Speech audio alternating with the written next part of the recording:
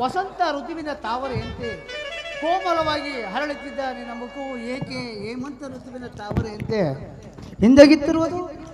ಇಂದು ನನಗೊಂದು ಸ್ವಪ್ನ, ಅದೊಂದು ಅಶುಭ ಸೂಚಕ.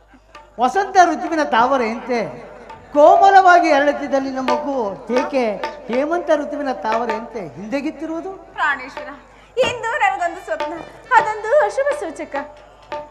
ಆ ಅಶುಭ ಸೂಚನೆಗೆ ವಿರಮಣಿಯರು ಎಂದೆಂದಿಗೂ ಹಿಂದೆಗೆಬಾರದು. ಹಿಂದೆ ಇರಲಿಲ್ಲ ಸ್ವಾಮಿ, ಅದೊಂದು ಶೃಂಗಾರಕ್ಕೆ ತಡೆಗಟ್ಟಿರುವುದು. ತಡೆಗಟ್ಟಲೇಕೆ?